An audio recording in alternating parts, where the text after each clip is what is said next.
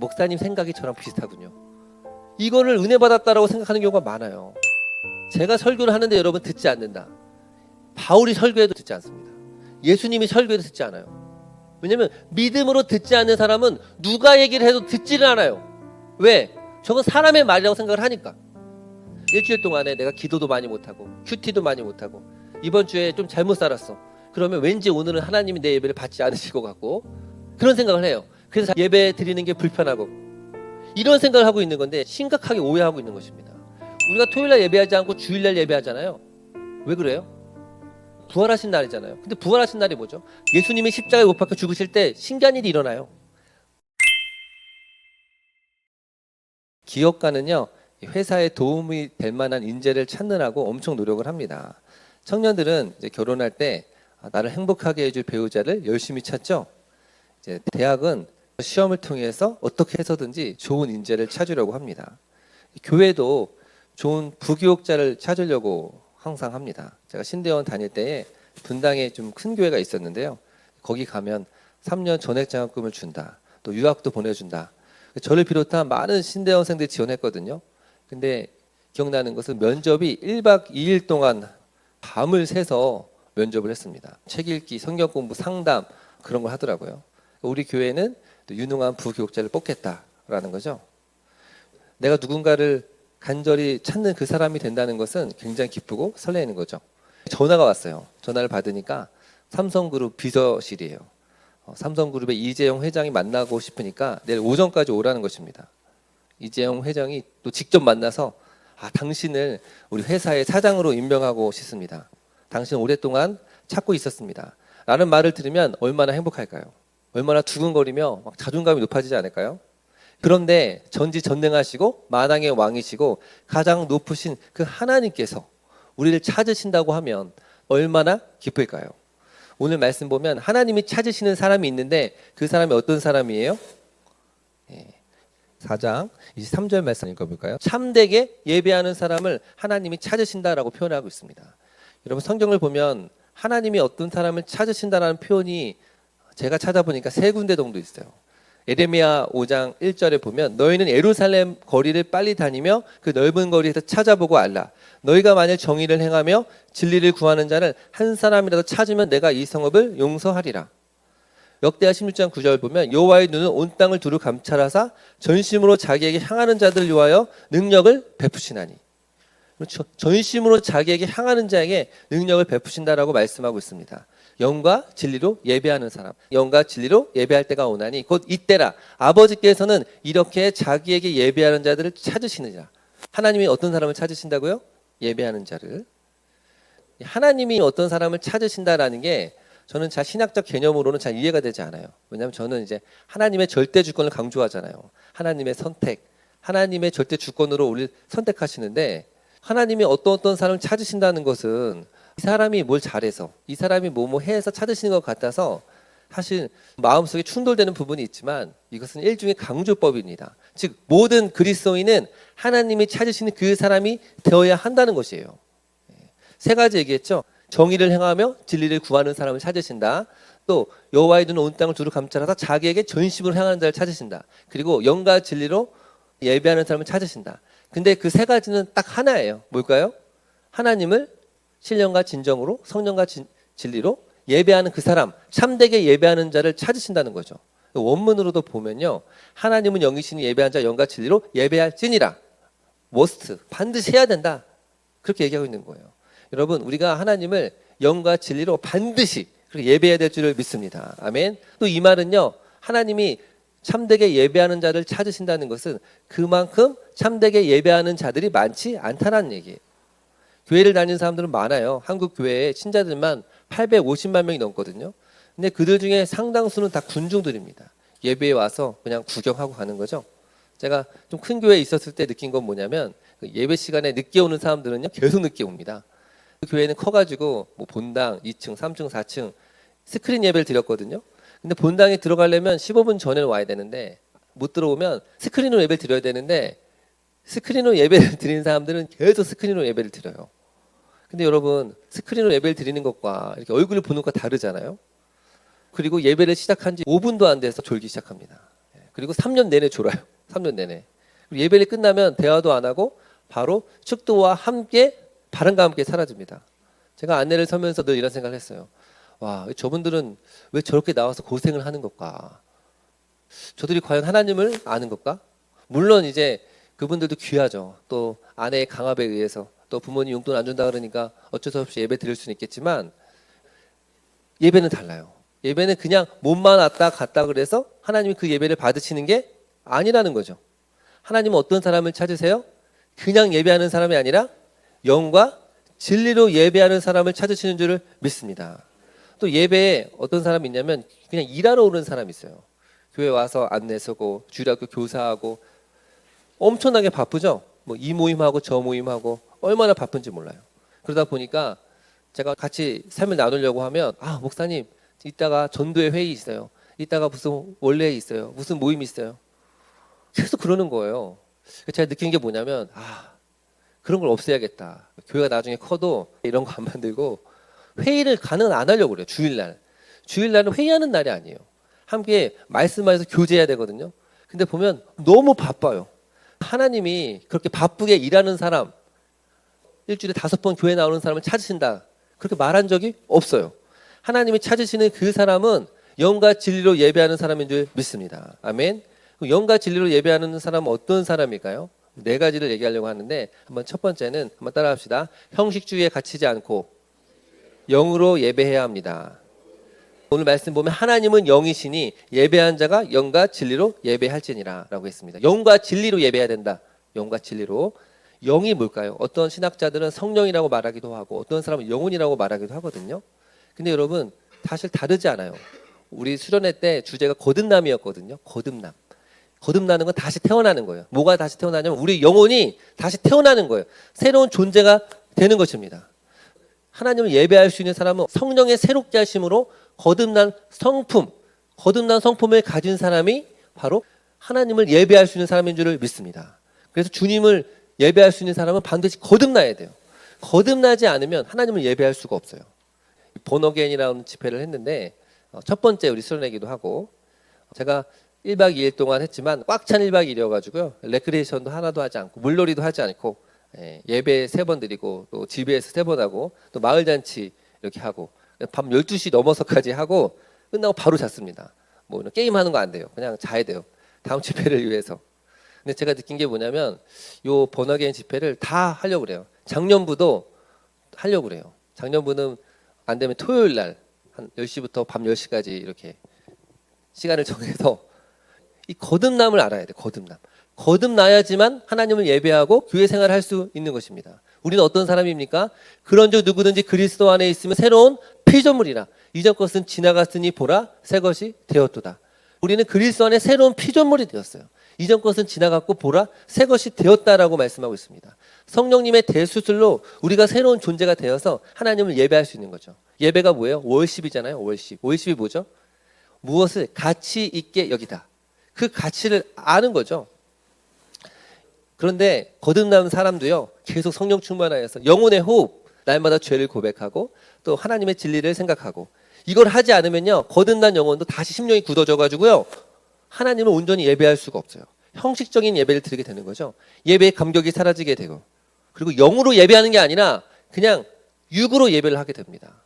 그래서 보면 사역자들이나 일꾼들이 굉장히 위험해요. 저도 부목사 때 보면 오히려 예배를 계속 드리다 보니까 1부, 2부, 3부 하다 보니까 그냥 육신적으로 예배 드리는 거죠.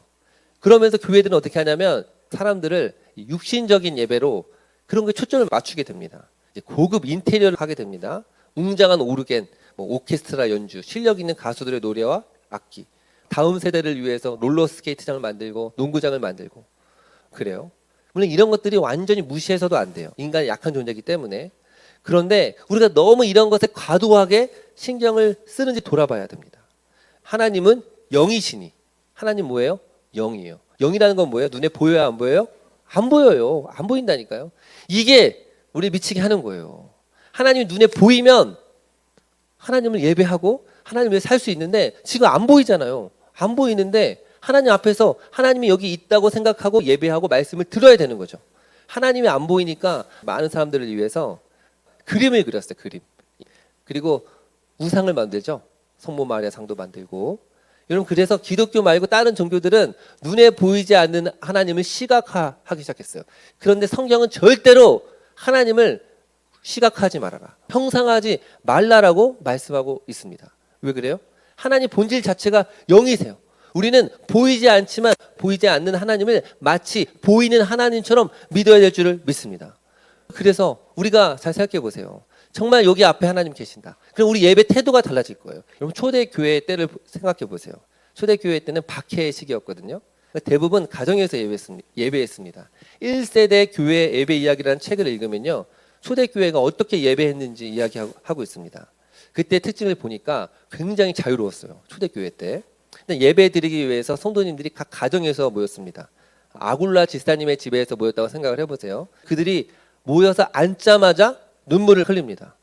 그러면서 왜 흘릴까요? 이번 한 주도 로마에 발각되지 않아서 무사하게 지켜주셔서 감사합니다. 그리고 서로 대화를 합니다. 그리고 항상 이웃을 많이 초대했대요. 초대된 이웃들을 따뜻하게 반기고 사랑해 줍니다. 그리고 그들에게 사랑의 모습을 보여주고요. 서로 뽐내지 않아요. 나는 신학을 잘 알고 있어. 나는 성경을 많이 알고 있어. 겸손하게 자기의 죄와 허물을 고백합니다. 국적, 나이, 성별 다양하거든요. 고위 관직자, 종, 해방노예, 자유민, 장사하는 사람, 관료 많은데 솔직하게 자기가 얘기하는 거예요. 교회에서는 평등하고 서로 소통합니다. 그러는 동안 아이들은 즐겁게 게임도 하고 놀아요. 자기의 삶을 이야기하면서 눈물도 흘리고요. 함께 위로합니다. 그러면 아굴라 목사님이 그 성도를 위해서 한 사람 한 사람 진심으로 기도합니다. 여러분, 이게 초대교회의 모습이었어요. 형식과 외양보다는 마음이 열리고 하나님께 향해 있었던 거죠. 그 초대교회는 화려한 인테리어 시설이나 장비도 없었어요. 그런데 그 초대교회를 통하여서 놀라운 기적과 이적의 역사가 계속 일어난 줄 믿습니다. 저희 교회는 그런 예배를 드리고 있습니다. 저는 특별히 순 나눔 하잖아요. 이 순 나눔이 저는 또 하나의 예배라고 저는 생각을 합니다. 예배예요, 그게. 저는 아이들을 보느라고 예배를 못 드릴 때가 있는데 보면 너무너무 막 행복해 보여요. 자신의 깊은 얘기를 해요. 자신의 약함과 허물을 보여주는 거죠. 왜 그래요? 마음이 하나님께 열려 있잖아요. 그러면 형식을 뛰어넘어서 다른 사람에게도 마음이 부드러워지고 다른 사람을 향해서 마음이 열리는 거예요. 하나님은 눈에 보이지 않습니다. 그런데 눈에 보이지 않는 하나님을 예배하려면요, 우리가 어떻게 해야 됩니까? 그 하나님을 향해서 어떤 분인가를 생각해야 돼요. 그래서 저는 예배에 좀 일찍 오셔서, 왜냐하면 갑자기 예배 드리면요, 뭐가 뭔지를 몰라요. 일찍 나와서 한 주간의 삶을 좀 뒤돌아보고 또 감사한 것들을 기록해서 감사 제목을 이렇게 써요. 요즘 온라인 헌금 많이 하잖아요. 저는 느낀 게 온라인 헌금을 하더라도 감사 제목을 이렇게 쓰시면 좋을 것 같아요. 그리고 온라인 이렇게 하고. 저희 딸들을 이렇게 보면 제가 한번 시켰더니 항상 이렇게 감사한 제목을 써서 이렇게 헌금을 하는데요. 그러니까 저도 감사한 제목을 써서 드릴 때 어떤 느낌이 받냐면, 하나님이 느껴져요. 왜 그렇습니까? 감사라는 건 누가 할 수 있는 거예요? 근데 모든 사건들 속에서 눈에 보이지 않는 하나님의 영이 역사하셨다는 고백이거든요. 그래서 그런 감사할 제목을 가지고 나오면요, 하나님이 더 느껴지는 것입니다. 금액이 중요한 게 아니라 정말 마음을 가지고 보이지 않는 하나님이 내 삶 속에서 어떻게 일하셨는가를 생각해야 돼요. 두 번째는 한번 따라합시다. 참된 지식으로 예배해야 합니다. 참된 지식으로 예배해야 합니다.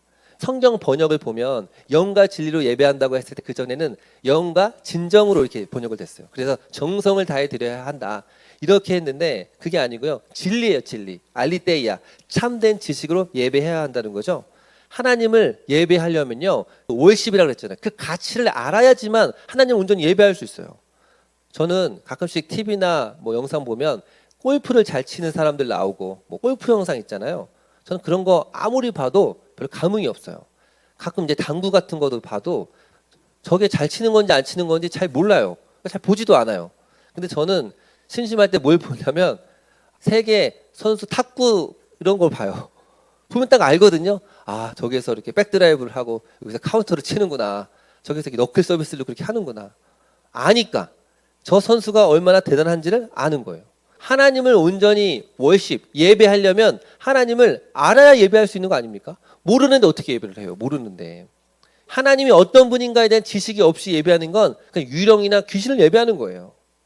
제가 한국교회 이렇게 보면 이 수련회 같은 데 가면 이 전통이 있어요. 항상 수련회 마지막 날 되면 셀러브레이션 찬양이라 그러고, 그래서 신나가지고 막 악기하고 환호하고 그런 게 있거든요.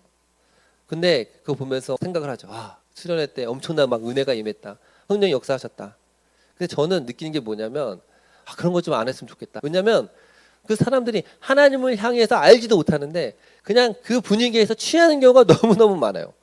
예를 들어서 거룩이라는 찬양을 하려면 거룩에 대해서 알아야, 그 거룩에 대한 개념이 있어야 찬양할 수 있는 거예요. 여호와는 강대하시도다. 이것도요, 강대하신 하나님이 일상의 삶에서 묵상하고 그 지식이 살아있는 지식이 있는 사람만이 주 여호와는 강대하시도다 찬양하면서 은혜를 받을 수 있는 거죠. 삶에서 예수님의 십자가를 생각하고 그분이 나를 위해 죽으셨구나. 그러면 십자가의 의미를 아는 사람이 십자가를 찬양할 수 있는 것입니다. 예배는 무엇입니까? 단지 감정을 고조시키는 게 아닙니다. 22절 보니까 너희는 알지 못하는 것을 예배하고, 북이스라엘 사람들은 알지 못하는 것을 예배했어요. 그 사람들은요, 남과 북이 분열된 이후에 어떻게 했죠? 그 여로보암이 베델과 단의 금송아지를 들고 이것이 하나님이다 라고 말했어요. 그리고 그 앞에서 풍악을 울리고 춤을 추고 술을 먹고 그렇게 했다는 거예요. 그리고 몇백 년 동안 예배를 드렸거든요. 그런데 오늘 말씀이 뭐예요? 그건 예배가 아니다 라는 거예요. 예배가 아니다. 참된 하나님의 지식이 없는 예배는 예배가 아니다라는 거죠. 제가 방황할 때 카톨릭 명동성당 가서 예배를 드려본 적이 있습니다. 그랬더니 너무 힘들더라고요. 일어나세요. 앉으세요. 일어나세요. 앉으세요. 이거 한 7, 8번을 계속 시켜요. 그리고 사제가 와가지고 이것은 떡입니다. 막 이러면서, 그리고 설교를 안 하더라고요. 그리고 끝나고 가요. 이 카톨릭 이 사제들은 화채설, 이게 예수님의 피라고 믿으니까 그리고 가는 거예요. 중세시대 때 어떤 줄 아세요? 설교를 라틴어로 했어요. 사람들이 라틴어를 모르는데. 그러니까 사람들이 다 자는 거예요. 하나님을 모르게 되니까요, 중세 어둡고 깜깜한 시기가 온 거 아닙니까? 개혁주의 종교개혁을 하면서 예배의 중심이 말씀 선포로 되게 된 것입니다. 특별히 말씀을 듣는 게 너무너무 중요합니다. 말씀 설교를 들을 때 어떤 마음으로 듣습니까? 저는 사람들이 은혜 받았다는 거 잘 안 믿어요. 이렇게 얘기하더라고요. 목사님 생각이 저랑 비슷하군요. 이거를 은혜 받았다라고 생각하는 경우가 많아요. 그렇지 않습니다. 데살로니가전서 2장 13절 보면, 이러므로 우리가 하나님께 끊임없이 감사함은 너희가 우리에게 들은 바 하나님 말씀을 들을 때에 사람의 말로 받지 아니하고 하나님의 말씀으로 받음이니 진실로 그러하다. 너희 믿는 자 가운데서 역사하느니라. 아멘. 하나님의 말씀을 받을 때 사람의 말로 받지 아니하고 하나님의 말씀으로 받았대요. 그리고 그렇게 하나님의 말씀으로 받은 사람들만이 진실로 하나님의 역사가 일어난 줄 믿습니다. 잘 생각해 보세요. 바울 시대에 바울이 설교를 합니다. 그러면 다 바울의 말을 하나님의 말씀으로 음성으로 들었을까요? 아니에요. 그거는 바울의 말이잖아. 그 전까지 핍박하고 박해했던 이 바울 말이잖아. 또 바울도 틀린 게 있고 또 바울이 말을 잘 못하잖아. 그래서 바울이 설교를 해도 바울의 말을 듣지 않는 것입니다. 예수님이 설교하면 다 들었을까요? 하나님이시고 진리 자체이신 예수님이 설교를 해도요, 대다수는 듣지 않았어요. 어떻게 듣지 않았냐? 저거는 나사렛 복수의 아들 예수의 말이잖아 라고 생각을 하니까요, 기적을 일으키든 뭘 해도 들리지가 않아요. 무슨 말이냐면, 제가 설교하잖아요. 죄인된 부족한 사람이 설교를 해요. 근데 제가 설교를 하는데 여러분 듣지 않는다. 바울이 설교해도 듣지 않습니다. 예수님이 설교해도 듣지 않아요. 확신합니다, 여러분. 왜냐하면 믿음으로 듣지 않는 사람은 누가 얘기를 해도 듣지를 않아요. 왜? 저건 사람의 말이라고 생각을 하니까. 설교 중에 틀린 부분이 있을 수도 있어요. 근데 맞는 게 훨씬 더 맞습니다. 설교가 하나님의 성경에 근거한 것이라면 하나님의 음성으로 받아들여야 할 줄 믿습니다. 아멘. 칼빈이 어떤 말을 했냐면, 목회자가 강단에서 충실히 전파할 때 성령께서 그 말씀 속에서 직접 역사하시며 회중에게 일하신다라고 했습니다. 사람들은요, 막 엄청난 대단한 설교자를 원하지만 중요한 것은 우리의 마음이에요. 마음. 하나님 말씀을 읽을 때도 마찬가지예요. 하나님 말씀을 읽을 때 이것이 진짜 사실이다, 하나님 말씀이다, 내게 주신 하나님의 음성이라는 믿음을 가지고 성경을 보잖아요. 그때부터 들려집니다. 근데 이게 하나님 말씀이 아닐 수도 있어. 그냥 이야기야, 책이야. 그러면요, 말씀을 읽고 아무런 변화가 일어나지 않는 것입니다. 세 번째는 한번 따라합시다. 오직 예수로 예배합니다. 25절 보면, 여자가 이르되 메시아 곧 그리스도를 하는 이가 오실 줄을 내가 아노니 그가 오시면 모든 것을 우리에게 알려주시리라. 26절, 예수께서 이르시되 네가 말하는 내가 그라 하시니라. 이제 새로운 시대가 왔다는 거예요. 오직 나를 통해서 하나님께 예배할 수 있는 그 시대가 왔다는 거죠. 그때까지만 해도 하나님 예배하려면 어떻게 해야 됐습니까? 동물을 가지고 와야 돼요. 동물 제사를 드렸어요. 동물들을 가지고 와서 소나 양을 가지고 와서 비둘기를 가지고 와서 자기의 죄를 전가하고 고백을 하고 자기가 직접 죽였어요. 그리고 1년에 한 번 대속죄일 7월 15일에 어떻게 했냐면 대제사장이 제물을 잡은 피를 가지고 어디로 들어가요? 성소 안에 지성소로 들어갑니다. 그리고 속죄소 위에 피를 뿌리고 그 피로 말미암아 우리 모든 이스라엘 백성들의 죄를 속했다 그랬어요. 대제사장이 지성소에 들어갈 때 방울을 달았다고 하죠. 왜냐하면 지성소에 들어갔는데 만약에 죄가 있어 그러면 바로 즉사하거든요. 그래서 그 사람을 끄집어내기 위해서 방울을 달았다 그렇게 얘기하지 않습니까? 그만큼 지성소는 거룩한 곳이었어요. 근데 예수님이 신기한 게 제사할 때 뭐가 필요합니까? 제물이 필요하고 대제사장이 필요하잖아요. 근데 제물과 대제사장이라고 하는 역할을 동시에 하신 분이 계셔요. 누구죠? 예수님이에요. 예수님은 제물을 가지고 오셨는데 십자가에서 죽으신 자기의 피를 가지시고 그리고 대제사장으로 지성소에 들어가셔서 하늘에 있는 성소에 들어가셔서 우리의 모든 죄를 사하신 줄 믿습니다. 그래서 우리는 오직 예수 그리스도의 피를 힘입어 성소에 들어갈 담력을 얻은 것입니다. 히브리서 10장 19절 그러므로 형제들아 우리가 예수의 피를 힘입어 성소에 들어갈 담력을 얻었나니 그 길은 우리를 위하여 휘장 가운데 열어놓으신 새로운 살 길이요 휘장은 곧 그의 육체라. 무슨 말이냐면 우리는 하나님께 나아갈 수 있는 유일한 근거는 뭡니까? 예수 그리스도의 십자가의 죽으심인 줄 믿습니다. 그분이 비천한 우리를 찾아오셔서 우리의 손을 잡아주셨기 때문입니다. 그분이 십자가에 달리셔서 물과 피를 쏟으시면서 우리의 모든 죄를 감당하셨기 때문에 그래요. 예수님이 무덤에 묻혔다가 3일 만에 다시 부활하여져서 우리의 영원한 생명과 승리자가 되었기 때문입니다. 그분이 우리에게 성령을 보내주셔서 우리의 죄 허물을 덮어주시고 거룩한 소원을 주셨기 때문입니다. 여러분 우리 착각하는 게 있어요. 잘 들어보세요. 우리가 이런 생각을 합니다. 일주일 동안에 내가 기도도 많이 못하고 큐티도 많이 못하고 큐티를 3회 이상 해야 되는데 이틀 했어. 그리고 이번 주에 좀 잘못 살았어. 그러면 왠지 오늘은 하나님이 내 예배를 받지 않으실 것 같고 그런 생각을 해요. 그래서 예배 드리는 게 불편하고 이런 생각을 하고 있는 건데 심각하게 오해하고 있는 것입니다. 우리가 하나님께 나아갈 때 뭐를 통해서? 오직 예수 그리스도의 피로 말미암아 하나님께 나아가는 줄 믿습니다. 우리가 하나님께 나아갈 때는요 오직 예수 그리스도의 피만 의지해야 돼요. 피만. 그리고 예수님이 우리가 하나님께 나아갈 수 있도록 이미 주님께서 다 죄값을 지불하셨어요. 롯데월드 가고 싶죠? 롯데월드 갈 때 예를 들어서 제가 다 지불해놨어요. 할인율 딸들아 가서 지불했으니까 가서 그냥 들어가면 돼. 근데 이제 들어가려고 하는데 갑자기 내가 오늘 세수를 안 했어요. 양치질 안 했어요. 그래서 막 못 들어간다고 생각을 해보세요. 말이 돼요 안 돼요? 안 돼요. 입장료에. 근데 우리가 항상 그러고 있습니다. 자기 삶을 보면서 하나님이 오늘은 내 예배를 받지 않으실 거야 이렇게 생각을 합니다. 그렇지 않다니까요. 예수님께서 이미 값을 지불하셨어요. 우리가 그리스도의 피를 힘입어 성소에 들어갈 담력을 얻는 거지 내가 일주일 동안 기도 많이 하고 큐티 많이 하고 선행을 많이 했으니까 하나님 예배를 받으시고 아니면 또 아니다 그런 게 아니라니까요. 네 번째를 한번 따라합시다. 모든 장소와 시간에서 예배해야 합니다. 20절 말씀 보면 우리 조상들은 이 산에서 예배하였는데 당신들의 말은 예배할 곳이 예루살렘에 있다 하더이다. 북이스라엘 사람들은 사마리아 그곳에서 예배해야 하나님 받으신다고 생각했고요. 남유다 사람들은 예루살렘에서 예배를 해야 받으신다고 생각을 했어요. 예수님 뭐라고 말하냐면 21절 보면 예수께서 이르시되 여자여 내 말을 믿으라. 이 산에서도 말고 예루살렘에서도 말고 너희가 아버지께 예배할 때가 이르리라. 무슨 말이냐면 그 사람들은 장소가 중요하다고 얘기했는데 예수님은 장소가 중요한 게 아니다 라고 말하는 거예요. 예배의 대상이신 하나님께 예배해야 된다는 거죠. 하나님께. 웨어가 중요한 게 아니라 how, 어떻게 예배하느냐가 중요한 걸로 바뀐 거예요. 영과 진리로 예배하는 거는 하나님 받으셔요. 그런데 아무리 좋은 곳에 예루살렘에서 예배를 해도요 영과 진리로 예배하지 않은 예배는 주님 받지 않으십니다. 왜 그렇게 됐습니까? 마태복음 27장 51절에 보면 이에 성소의 휘장이 위로부터 아래로 찢어져 둘이 되고 땅에 진동의 바위가 터지고 예수님이 십자가에 못 박혀 죽으실 때 신기한 일이 일어나요. 성소의 휘장이 찢어졌어요. 성소 휘장은 뭐예요? 성소와 지성소를 가로막고 있는 게 휘장이거든요. 그게 찢어졌다는 거예요. 지성소가 거룩함을 의미하죠. 거룩함을 의미하는 지성소가 사라졌어요. 이 말은 뭘 말할까요? 맞아요. 모든 것이 다 지성소가 됐다는 거예요. 아멘. 내가 선 곳은 거룩한 곳이니 내 발의 신을 벗어라.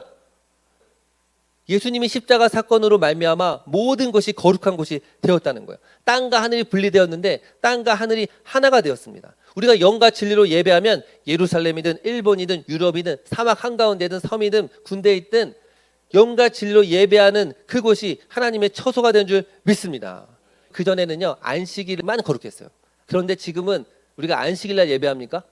안식일은 원래 토요일이에요. 우리가 토요일날 예배하지 않고 주일날 예배하잖아요. 왜 그래요? 부활하신 날이잖아요. 근데 부활하신 날이 뭐죠? 잠자는 자들의 첫 열매가 된 게 예수 그리스도의 부활이죠. 그렇죠? 그래서 부활절은 첫날이 달력 보세요. 달력 보면 일요일부터 시작하잖아요. 그래서 지금 우리 주초예요. 주초. 주말이라고 부르지 마세요. 우리는 주초에 예배를 드리는 거예요. 근데 성경적인 개념으로 보면 레위기 11장 16절 제사는 처음 익은 곡식 가루가 거룩한즉 떡덩이도 그러하고 뿌리가 거룩한즉 가지도 그러하니라. 그러니까 첫 번째는요 모든 걸 상징해요. 주일에 우리가 예배를 첫 번째 드리는 건 뭐냐면 처음이 전부를 상징하기 때문에 그래요. 그러니까 주일이라고 하는 건 다시 뭐예요? 모든 날을 의미해요. 주일의 날이 확장된 거예요. 월화수목 금토일이 다 거룩하게 된 줄 믿습니다. 아멘. 왜 그래요? 거듭나서 하나님의 성령을 우리 마음 가운데 보내주셨기 때문에 그래요. 그래서 우리가 서 있는 그 모든 것이 지성소인 줄을 믿습니다. 그래서 모든 삶의 현장에서 하나님을 예배해야 합니다. 하나님은 영이시고 영과 진리로 예배한 자를 찾으신다고 주님 말씀하셨어요. 일상에서 하나님을 예배해야 돼요. 그것이 백만제자교회 예배 초소가 돼야 돼요. 내가 속한 모든 것. 저는 이제 가장 깊은 예배를 드릴 때는 혼자 있을 때 예배 드릴 때가 참 좋아요. 걸으면서 예배하고. 우리 청년들은 다 약속했어요. 하루에 한 번씩 자연을 보면서 하나님을 찬양하는 언어를 하겠다. 하늘을 나는 새를 꼭 보면서 하나님이 어떻게 저렇게 아름답게 새를 창조했습니까? 하늘의 태양을 보면서 어떻게 저렇게 동그랗고 저렇게 멋있는 태양을 만들었습니까? 달을 만들었습니까? 하늘의 자연을 보면서 하나님을 찬양하는 거예요. 가정에서도 하나님을 꼭 예배해야 됩니다. 가정 예배 드려야 합니다. 저희 교회는 수요 예배를 안 드리고 있는데 앞으로도 계속 안 드릴 생각이에요. 수요 예배는 이제 가정 예배로 대체하는 거예요. 뭐다? 아니 일상의 삶에서 교회에 있는 시간이 많아요? 가정에 있는 시간이 많아요? 가정에 있는 시간이 많잖아요. 매일매일 우리가 살아가는 그 삶의 그 자리, 밥 먹고 눕고 생활하고 교제하고 싸우고 그 곳에서 하나님을 예배하지 않으면 아까 사마리아 여인처럼 하나님은 요 지금 백만제자 교회 이 예배 실에만 있는 거라고 생각하는 거예요. 여러분이 속한 그 가정이 그 집이 거룩한 지성소가 되어야 될 줄을 믿습니다. 예? 여러분의 방이 그렇게 돼야 돼요. 가정에서 보면 얼마나 하나님을 찬양할 게 많아요. 저는 항상 하나님을 찬양합니다. 우리 서열을 보면서 하나님을 찬양할 수밖에 없어요. 어떻게 저렇게 눈썹이 이쁘고 코는 또 이렇게 오똑하고 제가 볼 때 그런 거예요. 눈, 코, 배, 다리를 이렇게 하나하나 보면서 하나님을 찬양합니다. 자기 전에도 그냥 자지 말고 오늘 하루 지었던 죄를 고백하고 또 내일 일을 주님께 맡기고 여호와는 나의 목자시니 말씀을 암송하면서 잠에 드는 것입니다. 또 가장 많은 시간을 직장에서 보내잖아요. 직장에서도 하나님을 예배해야 될 줄을 믿습니다. 아멘. 물론 힘들죠. 직장에서 일하느라고. 근데 다 할 수 있어요. 왜냐하면 하나님은 영이시기 때문에 눈에 보이지 않기 때문에 직장에서 순간순간 하나님께 고백할 수 있어요. 하나님 어떡하죠? 아 지금 이 일을 어떻게 처리하죠? 하나님 저 상관을 너무 보기 싫은데 하나님 좀 해결해 주세요. 또 하나님 이거 해야 되는데 지혜를 주세요. 저는 군대에 있을 때요 참 힘들었잖아요. 근데 그때 제가 너무 힘들 때 하는 게 있었어요. 옆에 진짜 예수님이 있다고 생각을 해요. 예수님이 키가 한 175cm 정도 되시고 눈썹이 이렇게 있으시고 그다음에 그분이 나를 쳐다보고 있다고 생각을 합니다. 그러면 굉장히 마음이 평안하고 그래요. 무슨 말이냐면 직장에서도 하나님을 예배해야 될 줄을 믿습니다. 아멘. 저는 계속 말씀드렸죠. 운전을 하면서 예배를 많이 합니다. 기도하고 집에서 교회 올 때 한 40분, 45분 걸리거든요. 근데 그 시간이 굉장히 짧게 느껴져요. 저는 그때 조금 더 포멀하게 예배를 합니다. 사도신경을 고백해요. 전능하사 천지를 만드신 하늘의 문을 여소서 인내성으로 그 찬양을 하고 그다음에 회개의 시간을 갖고 그다음에 제가 알고 있던 묵상의 말씀을 선포하고 말씀을 암송하고 또 우리 성도님들 중보기도 하고 그러면요 45분이 벌써 끝나 있어요. 무슨 말입니까? 영과 진리로 예배한다는 것은 뭐냐면 모든 곳에서 모든 것이 지성소가 되었기 때문에 그곳에서 하나님을 예배해야 될 줄을 믿습니다.